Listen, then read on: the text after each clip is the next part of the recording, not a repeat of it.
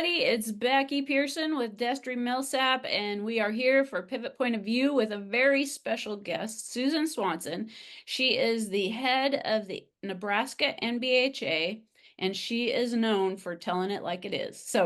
Uh, we sure hope to have a great conversation today about all things barrel racing, and she's had some health challenges herself over the last few years, and so I wanted to visit with her a little bit about that. Welcome, Susan. Good Hello. morning. It is 8 a.m. bright and early on a Thursday morning. And so tell us a little bit about your background. Like, how'd you get started into horses? Where'd you get your love of horses? Well, that started with a little pony about when I was 5 and had to work really hard to get my first quarter horse when I was about 9.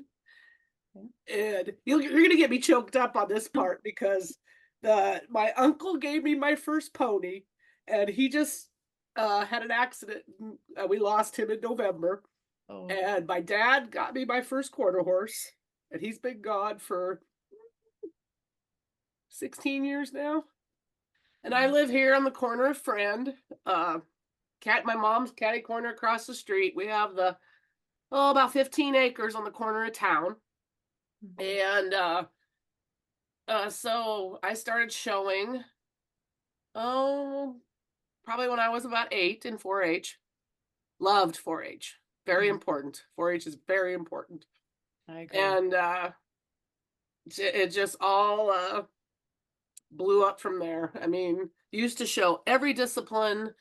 Then later in life, probably about 2002, a little bit change in my lifestyle. Well, 2002? I don't know. When I got rid of husband number 1, that's when I quit showing pleasure horses and just kind of stayed in the barrel racing field after that. So uh, really enjoy it. Our horse family is super special. So I agree. That's like this past weekend, seeing you down at the Cornhusker fraternity, and the ladies, I love our barrel races in Nebraska. There are some of the best friends that a person could have. And now I'm getting all choked up. Oh my gosh. Esther, when are you gonna start crying? let's all do it together. And emotions running high on a Thursday morning, and that's good. Yeah.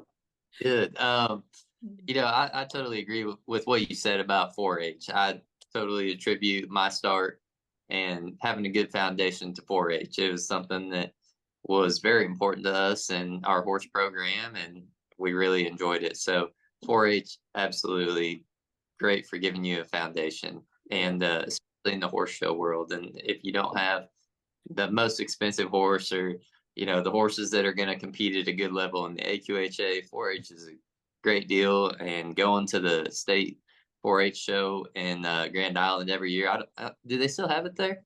Yeah, it's not what it used to be, but it's still Is it? there. Yeah. And we Yeah. don't have Exarban anymore, which breaks my heart, but yeah, Oh we still no. have that. But Yeah.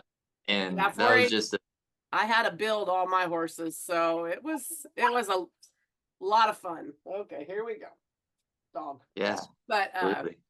but I get to help one time a year with I get announced the Lancaster County Fair Horse Show for 4 days in August every year. I've been doing that for several years now, and I just absolutely love it. The program in Lancaster County is so super tough, and those kids are so devoted to that project, and you really see it shine. And it's good to see because so many other counties have just fallen apart, and which is sad, but that's a whole nother story for another day. But yeah. Yeah, we need good leaders to step up, because that's what makes the horse program in a county, is having a good 4-H leader that is, patient and able to teach kids how to be successful with their horses and how to help get their horses do the things that need Yep. to happen. So if you're an adult and you have the ability to be able to be a 4-H leader to help, and you have a passion for kids, I mean, I think it's so important to be able to volunteer your time for that, for sure. Yep. So tell me, when did you take over the NBHA in Nebraska? What year was that?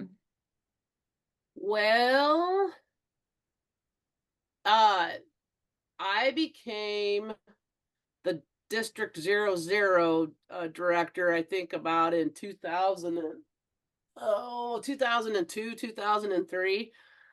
And then Nancy Booth stepped down and I took it over in 2008, the whole thing. And that's when I started doing those extra shows to help support it. Mm-hmm. And it's just kind of growing.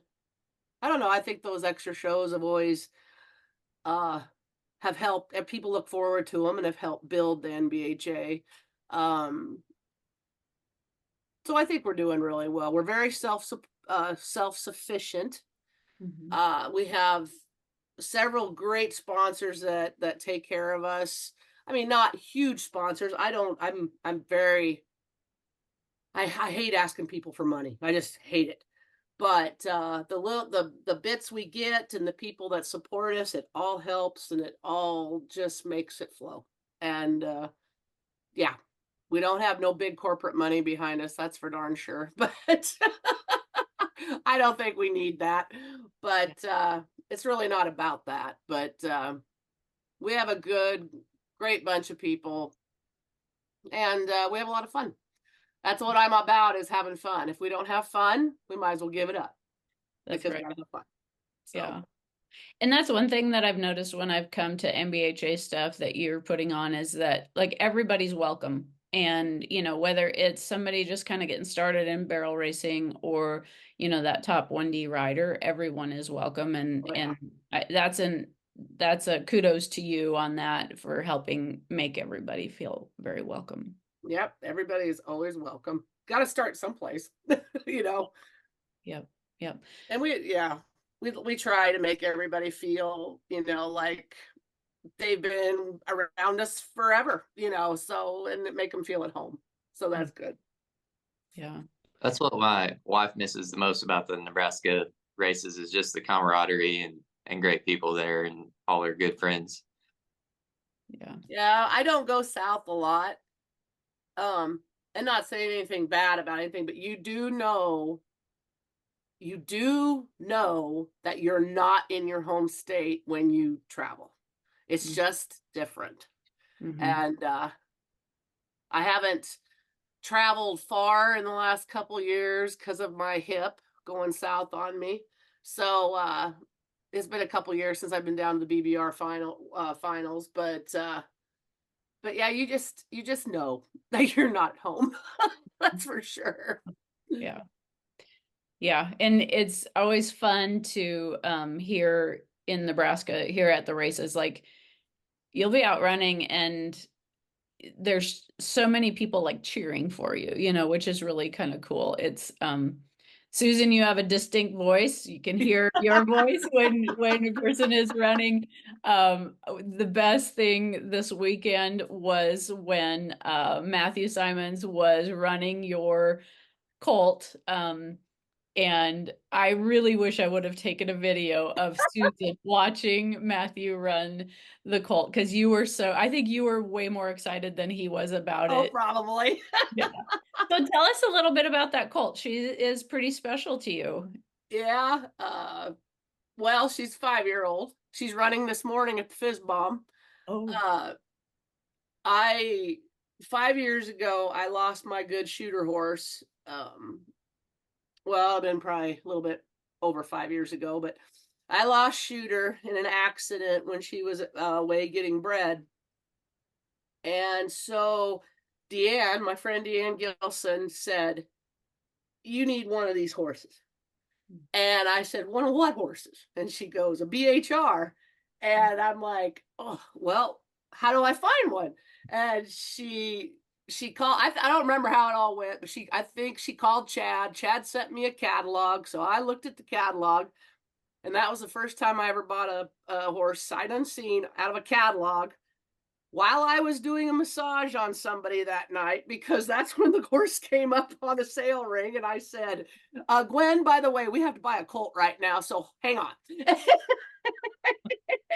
And so my client, Gwen, who is still a client and a good friend, she's like, she's been a part of Bella growing up. And so I went up to North Dakota, or almost to the North Dakota border, and brought her home and raised her like raised her like she was born on the place. And she's just always been a very caring baby, and she rides a lot like my Callie horse did. I had that big black horse, Valentine, and Valentine taught me a lot. Maybe is a little bit different type of running horse than I can handle. And now, since I had my new hip, me and Val don't get along very good. But Matthew's riding her, and she already respects him, so that's okay. But there's just different styles of horses, and you kind of know at this age of the game, you kind of know what you're comfortable on, because it's got to be fun. And literally, after I had my hip, Bella was starting to come along. She was kind of behind, and I was like, Matthew, you got time to ride her. Just take her in the hills and ride her. And he took her home, and before I do it, he's taking her around the barrels. He's like, she just does it. And I said, well, we don't need to start her yet, but whatever. Oh, heck, he had her exhibitioning in no time. And I was like, okay. She really was a natural. And then I brought her home, and I know he wanted to keep her, but I wanted to do a lot of the work on her. And she was riding pretty good. And then she just kind of felt like, I wasn't quite easy enough I didn't feel at ease enough with her. So my friend Brett Pierce helped me for about 3 weeks, and we got her over this little feeling of maybe she's going to come uncorked on me. And it's been smooth sailing ever since then. So, yeah, it takes a village. But yeah, she's a lot of fun, and she's just a good girl. So I hope she does good this morning at the Fizz Bomb. Yeah. Her half sister will sell on Chad's sale this Friday. Oh, yeah. Are you going to be bidding again? Don't tell Stein. Considering I got 2 mares bred out in the pasture, yeah. But So yeah. you talk about your colt and competing and everything, and this stuff is what brings us joy, right? And I read something the other day: without joy there is no peace, and without peace there is no joy. And so when we have these injuries like your hip, it takes our joy away from us because we can't do what we enjoy doing. Yeah. And eventually that begins to take our peace. And so, it's great that we have people around us that can help continue those horses along, and even watching them continue on without us, I think still gives us some joy. I know it does me whenever a horse goes on with somebody and is successful, even if it's not with me. But, back to the injury stuff. I mean, being healthy and feeling good and being able to do the things you love definitely is the root of your joy, which then in turn gives you peace. And it's just very.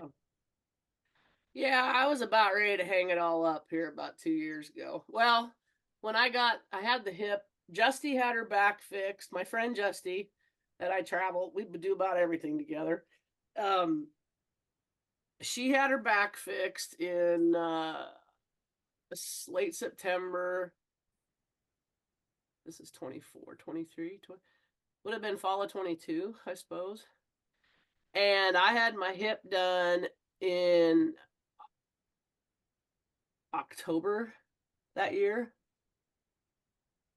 Maybe it was just last year. I don't know. I can't. But it was just, like a year and a half ago.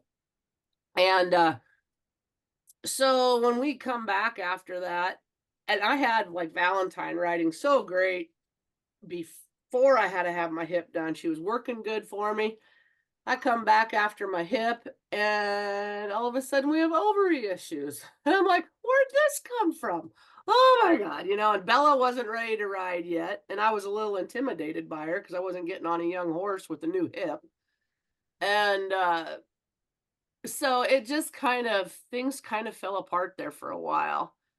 And pretty much all of 2023, I did my NBHA shows, but I didn't even really have anything to run.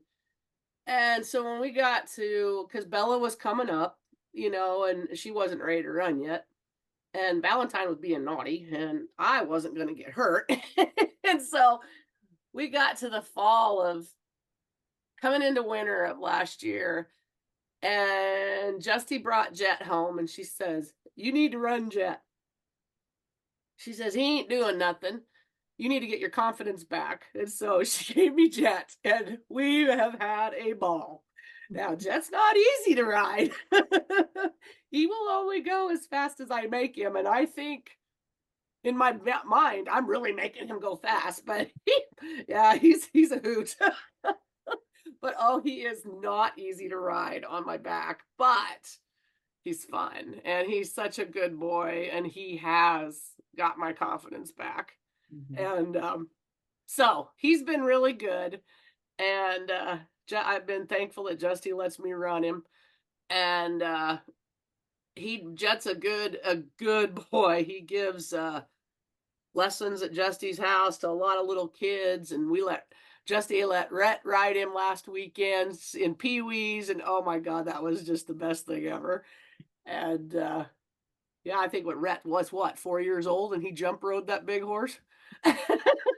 He just jumped on him and went. Awesome. We've talked about it before, there's definitely horses that'll build your confidence, and there's horses that'll take your confidence away. And I think, when you have something come up, like your hip, or maybe you have an accident, it is so important to be able to have that good old trusty, confidence builder to get back on, to get your confidence back. For sure. So tell us a little bit about your hip. So you were kind of dealing with some hip pain, I think we talked about, and then I was dealing with, I thought it was in my low back. I had a incident where I kind of had to outrun a storm one day with the horses. Actually, there was a tornado right behind me, and I didn't know it was there. And I don't know if it was the anxiety of that being behind me. I got away from the storm. Everything was fine. But after that, I had some really serious SI pain. I, at the time, thought it was all SI pain. Got that to go away, got that fixed. And then every now and then, I'd still get it like in the right side of my back, or I started having funky leg cramps, really weird leg cramps. And I'm a huge person about nutrition. I had my blood deep dived. I had all of that checked. Everything was spot on. I'd still have these stupid leg cramps. There are these weird leg cramps, mostly on the right side, which never made sense because I had that horse go down on me on my left side and broke them bones in my foot. So you would think it'd be the left side. No. So it wasn't until I had gone to Dr. Longley in Omaha. He's Nebraska spine. I think the sun rises and sets on that man. And I told him that I was having these pains, and he looked at my back and he says, "Well, Susan, your back sucks, but you don't got nothing going on that justifies what you're talking about." Okay. So changed a couple nutritional things, took another different vitamin along with all the million other ones I take, and it helped. And then that winter we were in McCook, and all of a sudden I had the most pain I'd ever had in all my life, all night long. I couldn't sleep. Nothing that I had in my bag of tricks would work. Nothing. I think I even took Butte that night. Nothing touched it. And I made an appointment to go back to Omaha that next week, and I said, definite radiating right hip pain. And they looked at it, and Dr. Longley goes, well, Susan, all your cartilage is gone on your right hip. You need a new hip. I'm like, I just couldn't believe it.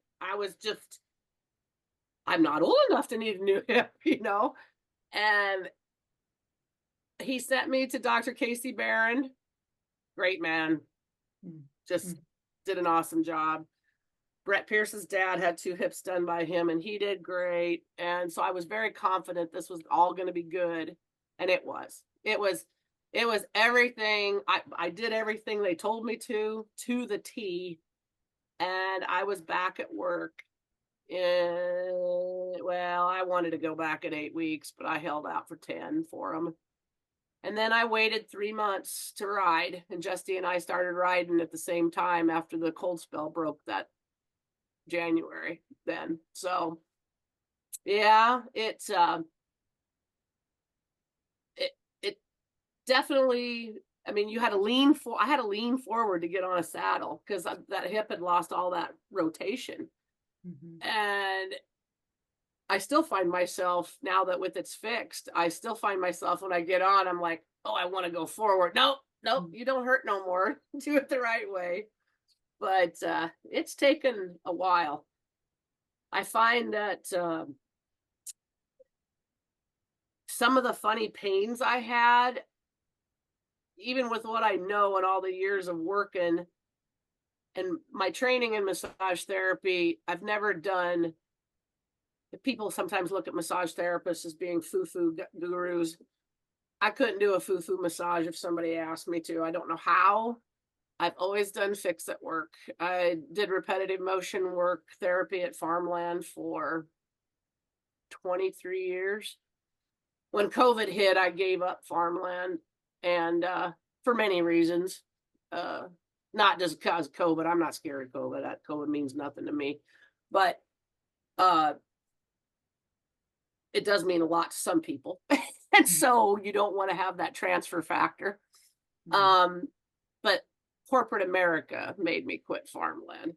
And so I enjoyed it very much, helping those people out there all them years. But repetitive motion therapy was a great enjoyment. But anyway, the pains that I had and the pains that some of the weird stuff I still have going on, is really hit and miss now, but it's funny to me. It's just weird. It's just like, wow, I would have never attributed that ever to my hip. Yeah. But I do have a bad back too. So. Yeah. And I find that when people, when their hip is bad and they're very limited, yes, they'll have chronic SI joint pain, because basically that side of your pelvis needs to move more to make up for your lack of hip range of motion. And so, yeah, if you're going to chiropractor, your physical therapist, and your pelvis is always out, it could be due to a very limited hip. I also find that people will come in to me and they'll have radiating knee pain, and it actually is coming from their hip. Yeah. So that's why I wanted to visit with you, because I think so many of us do experience some hip pain. And, I assume that terrible pain that you had maybe while you were at McCook that one time was, maybe you ended up tearing the cartilage more in your hip that weekend. And that's kind of the Dr. Longley said it looked like it had flaked off. It had just given away. Because I went there like 3 days after. I don't know. He got me in and they looked at it. And apparently you can tell when it's a fresh release. Okay. And he's like, yep, your cartilage gave away. I'm like, oh, great. Yeah. I should have done it like he said right away, but I couldn't. I had too many things I had to get done in the summer and plan it, or else it wouldn't have been all right in my mind. I did damage my back a little bit more waiting them 6 months, but it's still been okay. Still been okay.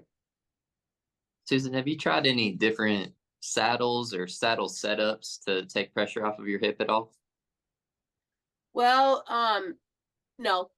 Uh I used to owe it. Can I say brand names? Is that but We have no rules. politically correct? So I always rode in a Steinoff.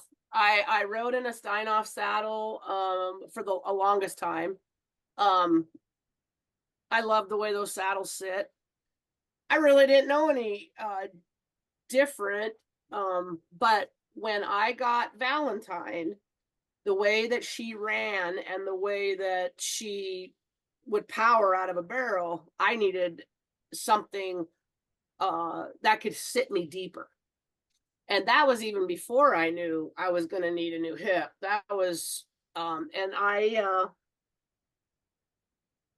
don't remember the one saddle I tried, but it was a deeper seat and I really liked it, but it made Valentine's back sore.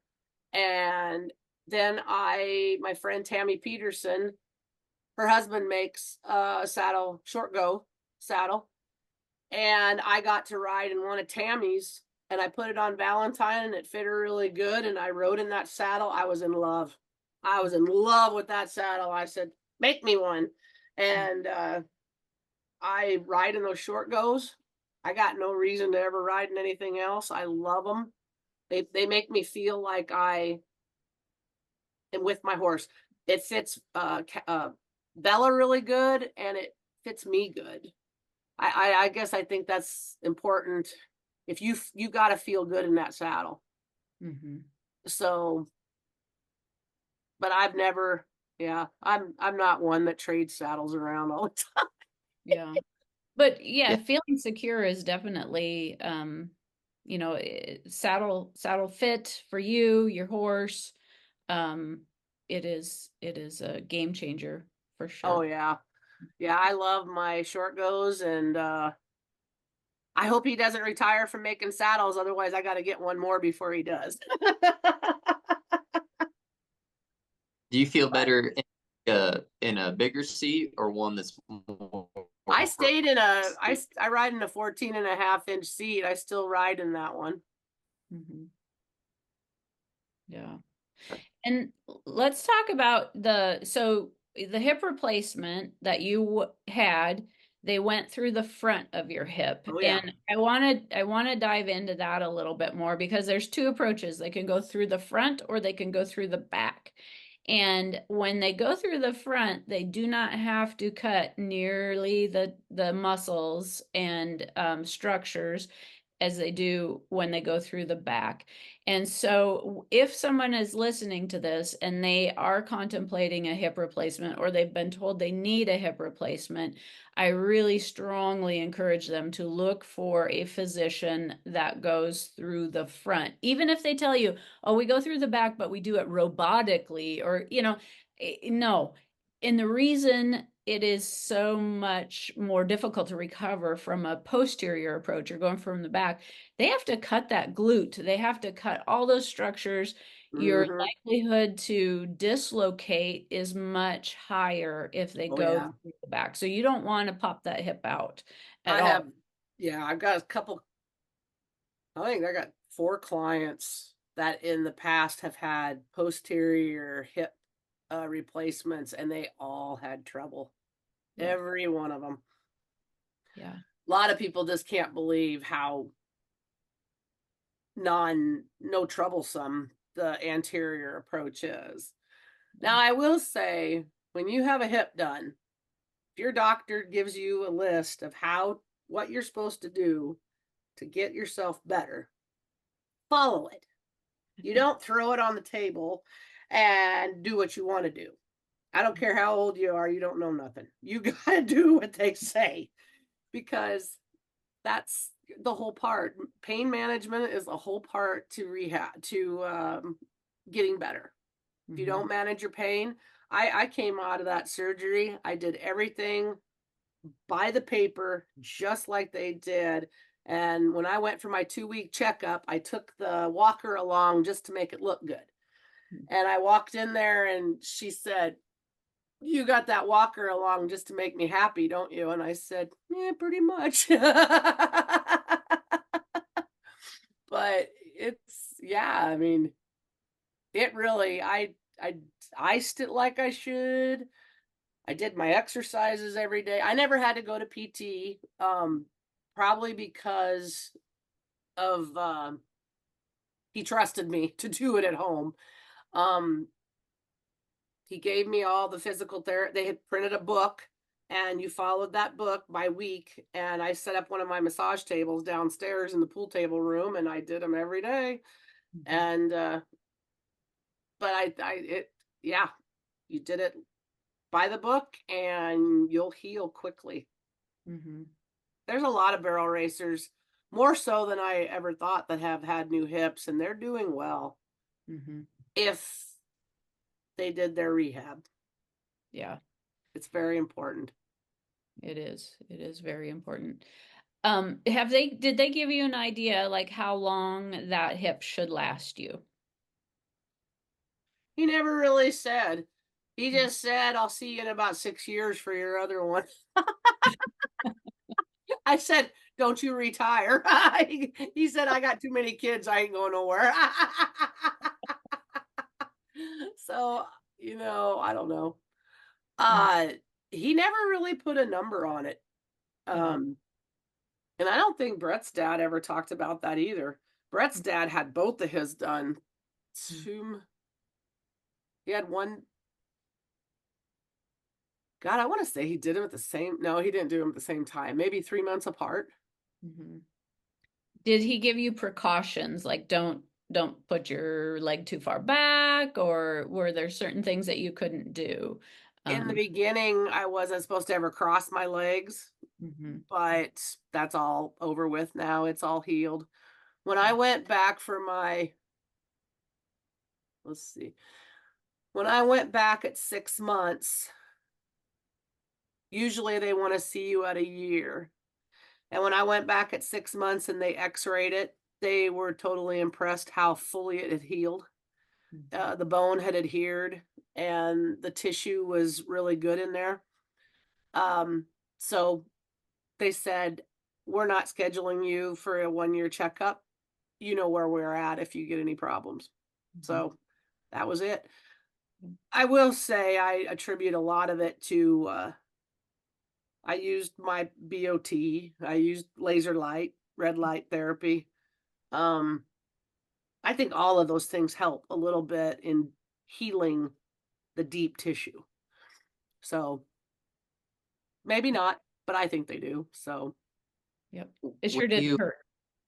yeah, when you went back to riding, at how many months was it before they let you go back to riding? And then when you went back, did you adjust your stirrups at all? Did you make any changes to your setup to kind of help with that motion that maybe wasn't there or anything? I went back to riding. It was a it was probably about 3.5 months, and just light riding, just walking and trotting. Um, no, I never did adjust my stirrups. I use a mounting block to get on.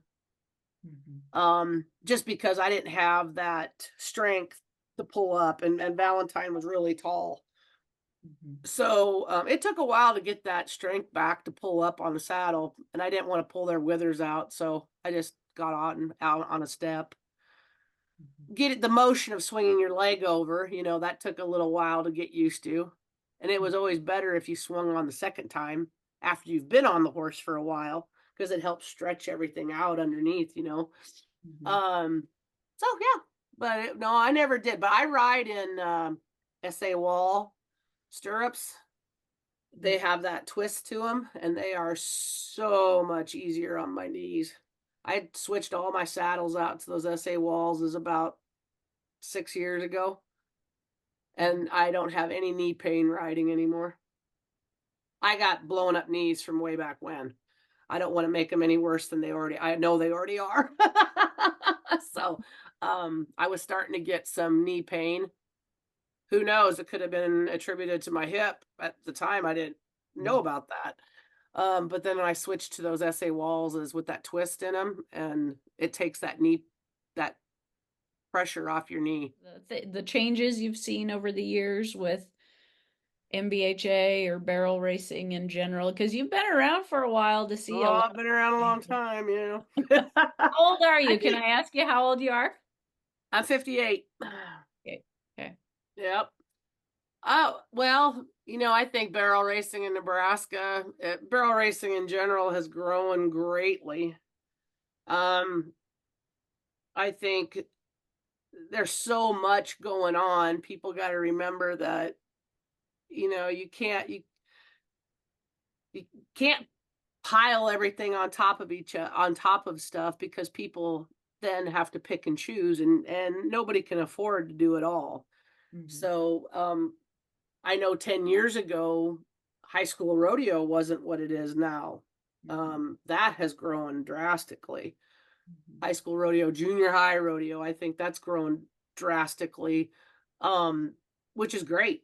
Now with the coming on of breakaway roping being as hot as it is in everywhere and growing. And we have a superstar in our own state. We have lots of superstars in our own state. So yeah, it's just it's good to see the many places you can go, but you got to remember, we got to get stuff done once in a while at home too. So it's not a personal thing if you can't make it to everybody's races. Sometimes it's just life. You got to stay home and get something done. Because it's tough. It is tough. But what do you think is the biggest challenge being a producer that you have? Is it the scheduling or dealing with possibly not the scheduling, because as a producer with all the other good producers in this state, we all work together. We pretty much talk to each other all the time. And we're very careful. The biggest challenge, I think, is working with the facilities. That is the biggest thing, because you either have good management at a great facility, or you have a great facility going to shit from bad management. Yeah. And we see it all the time. It goes in rotation. And we have a lot of great, and then there's the facilities that you can't even afford. I mean, you just can't. Like somebody like our NBHA, we can't afford.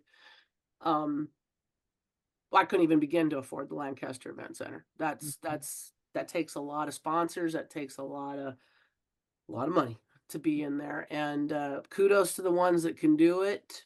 We all love running there. Kudos to them for getting a name sponsor so they can make improvements there and keep it growing and getting it better. Hopefully it's just all that gets done before the next high school finals.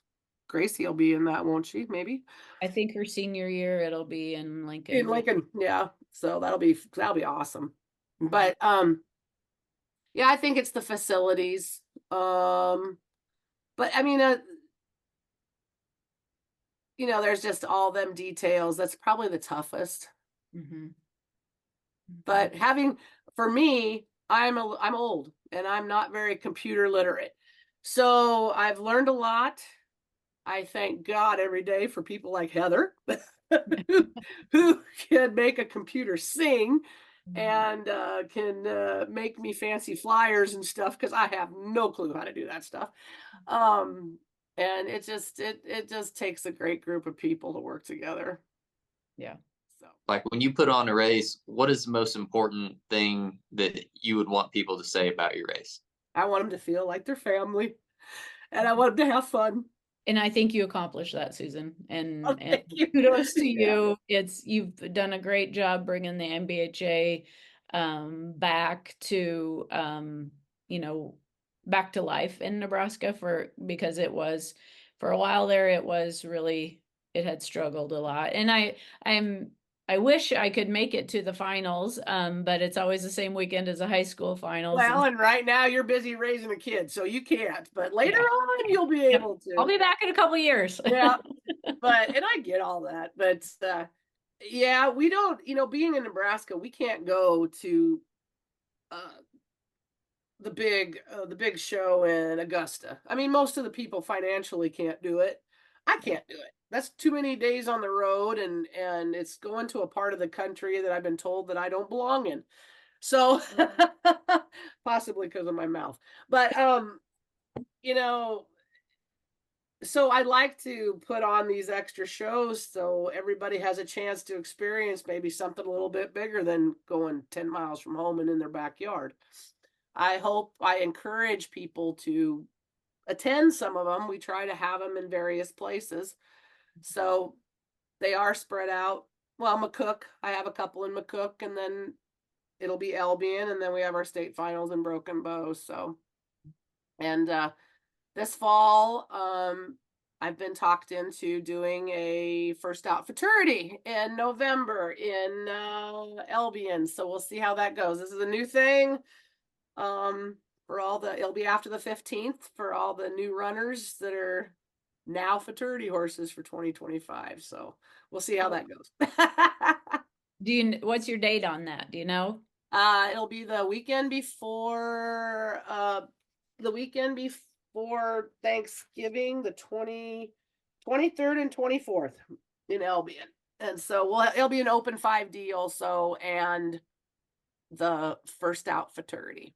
So Okay, I'll have to put that on my calendar. I have a fraternity coming up. Trying to gather up some added money. I've already got some pitched in, so we'll get some better details out soon. So yeah. Okay, cool. Well, Susan, thank you so much for joining us and sharing your story. And if people need to get a hold of you, they can look up Nebraska NBHA. Yep, my email's on there and my phone number. Okay. All right. Well, we appreciate what you do for barrel racing in Nebraska, and I always look forward to seeing you at a race. And yeah, thank you so much. Well, thank you. Nice meeting you, Destry.